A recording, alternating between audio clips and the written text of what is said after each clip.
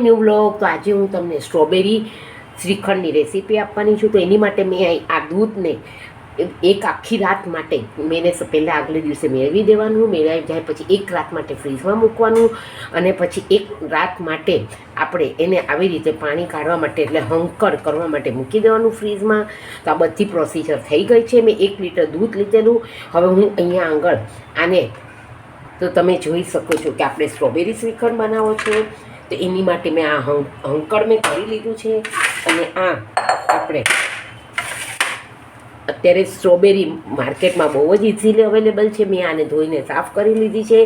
મેં 1/2 કિલો જેટલી સાકર લઈ લીધી છે. આપણે જેટલું દહીં છે એપ્રોક્સિમેટલી જ લેવાની છે. હવે આ બંનેનું હું એક ક્રશ જેવું બનાવી નાખીશ, જેથી ડિરેક્ટલી આપણે આમાં આ દહીંમાં મેળવી અને ઇઝીલી આપણે સ્ટ્રોબેરી શ્રીખંડ બનાવી શકીએ. તો આ બંનેને મિક્સરમાં સાથે હું ચર્ન કરી લઉં. તો તમે જોઈ શકો છો કે મેં આ પાવડર સુગર બનાવી લીધી છે. હવે મેં આમાં ડિરેક્ટલી જ આવી રીતે નાખી દીધું છે. હું આને ક્રશ કરી લઈશ. તો હવે આપણે આ હંકડ આપણું જે દહીં છે જેને આપણે આ મેં કોટનના કપડામાં રાખેલું એને ડાયરેક્ટલી જ આમાં આપણે નાખી દઈશું.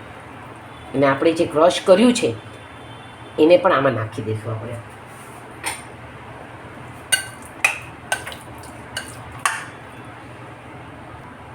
તો તમે જોઈ શકો છો કે આપણો આ શ્રીખંડ તૈયાર થઈ ગયો છે. તમે આને ઇઝીલી ઘરે બનાવી શકો છો.